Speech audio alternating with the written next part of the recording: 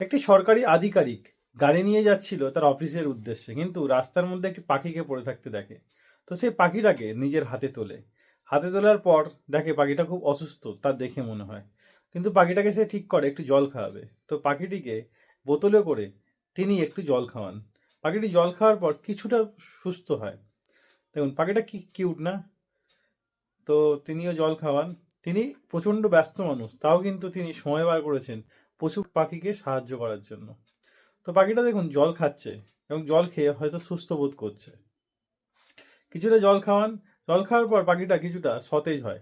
সতেজ হওয়ার পর তিনি ঠিক করেন তিনি তার অফিসে দেরির জন্য তিনি ঠিক করেন তাকে গাড়িতে করেই নিয়ে যাবেন, এবং গাড়িতে করে নিয়ে যাওয়ার সময় কোনো পশু চিকিৎসালয় যদি থাকে তাকে সেখানে অ্যাডমিট করে দেবেন।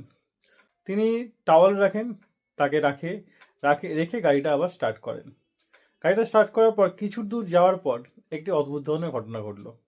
কিছু দূর পর দেখুন, কিছুটা যাওয়ার পর গাড়িটা স্টার্ট দেওয়ার পর পাখিটা নিজে নিজেই গাড়ির মধ্যে উঠতে শুরু করলো।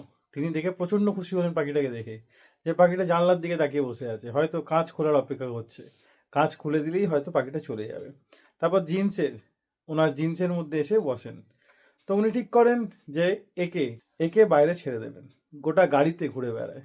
দেখুন, এটা অন্য কোথাও নয়, কিন্তু এটা ওয়েস্ট বেঙ্গলের ঘটনা এবং একটি সরকারি আধিকারিকের রিয়েল স্টোরি।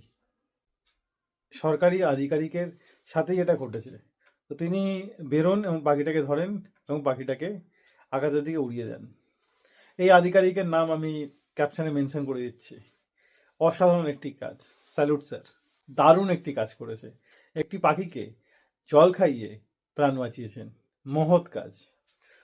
ভিডিওটি ভালো লাগলে অবশ্যই লাইক করে শেয়ার করে দেবেন।